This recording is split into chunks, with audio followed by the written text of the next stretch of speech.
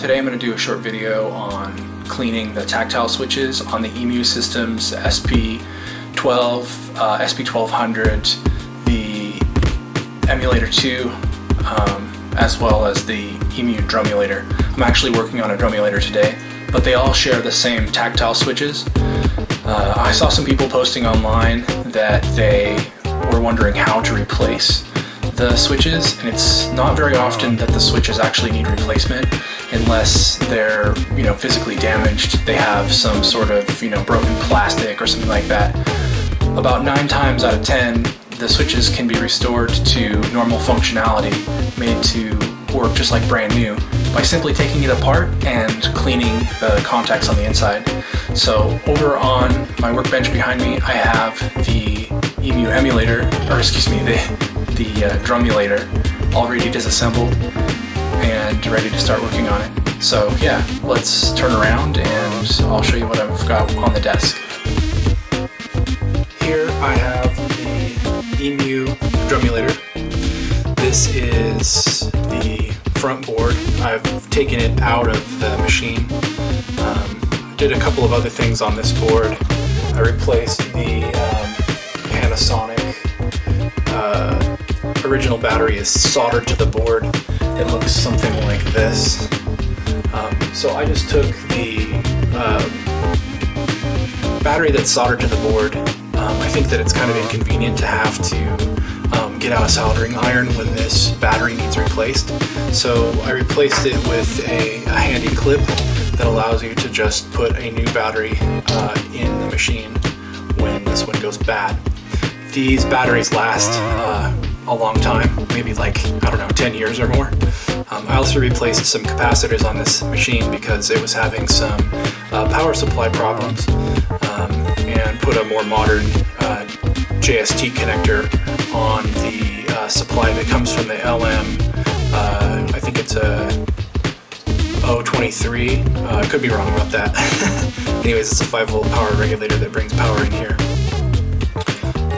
So anyways, back to what the point of this video is. These switches are oftentimes, people complain that they don't work very good, and I saw some people asking, where do you buy these replacement switches? You can buy them from some places online, but they're really expensive and it's really unnecessary. You don't need to buy these switches because they're really easy to service. So I'm gonna just service one really quick just to show you how this is going. And yeah, that's pretty much the point of this video. So you take a small screwdriver, the thinner the better. It doesn't need to be a very strong screwdriver because these are really easy to pop out. You want to be careful because you don't want to damage the plastic. You don't want to scratch it or mar it. So just very carefully pushing along the edge on one side, and you just kind of work your way under there, and it'll pretty easily pop up. And this is the switch cap, this little guy. Set that to the side, and then what you have underneath there is a piece of nickel, this little nickel plate.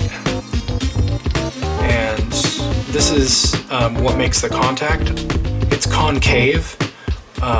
It's the inner side, the convex side, that makes the contact. So I like to use this stuff. It's QD electronics cleaner. It's cheap. You can get it at most hardware stores. It just takes a little teeny bit of this on there, and then a little teeny bit of this in there.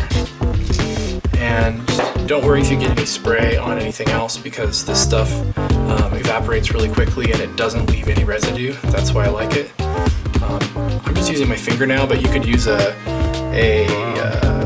piece of foam or a Q-tip or something like that if you needed to. It doesn't really matter. So in here is the most important part to look at, is the center part here has, and this one obviously has a lot of oxidization. It's very yellow when I started working on it. So the QD will help to break down any oxidization or other stuff that's on there. And then just a very gentle agitation with the blade of a flat screwdriver will take that stuff off. You do not need to push hard. I'm literally just using the weight of the screwdriver in my hand to remove this oxidization.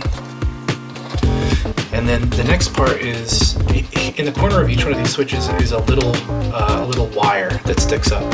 And the top of this will also have oxidization or corrosion on it. So again, I'm just using the screwdriver, really no pressure at all, just barely touching it. The cleaner will break down the stuff that is causing the contact to be weak. So that's pretty much it. Now the QD has mostly evaporated. I might even wait a little bit to make sure that it fully evaporates. It will eventually evaporate on its own. You don't need to use like a blow dryer or anything. So this little contact goes back in. You need to make sure that you get the convex orientation correct. You want the convex side up.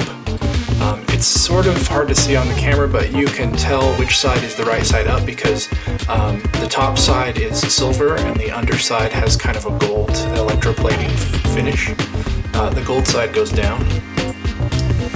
And then check and make sure there isn't any gunk or other stuff on the underside of the plastic switch. And these don't have any particular way. It goes in whatever orientation. So you just line it back up and push it. There you go. Super simple. The trigger switches are also serviceable, and they're basically a similar design. These come apart a little bit different. I have a tool that I like to use to get these apart.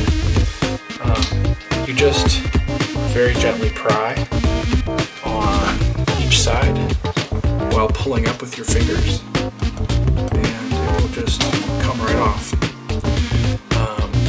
Again, these, they can go either this way or that way. So then underneath these switches, you have a similar kind of mechanism. It's a spring and then a little wire, and the wire is what gets dirty. So I have a special tool that I use for cleaning this stuff. It goes around the wire, and you can use any kind of you can even use like a flat screwdriver, or it doesn't really matter what kind of tool you use, just something that can mildly abrade against these surfaces.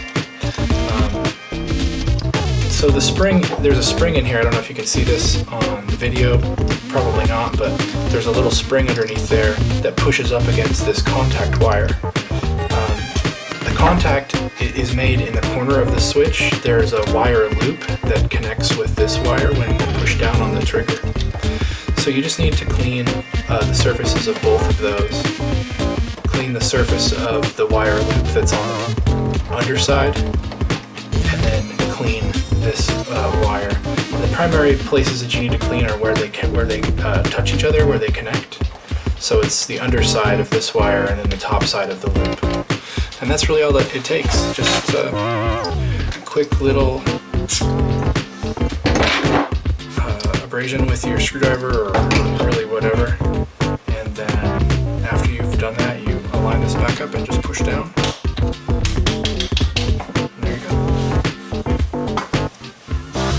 So hopefully that helps some people figure out how to clean your tact switches on your SP12, SP1200, EMU, Drumulator, etc. I'm going to try and do some more videos like this in the future. Just kind of getting into learning how to record video and upload it and do all that stuff. People have been asking me, my clients that I do synth repair and other stuff for, if I have videos, and so yeah, I'm finally getting around to doing that. So if you like this video, please give it a thumbs up, and if you like this kind of content and you want to see more, please subscribe. I'll see you the next time.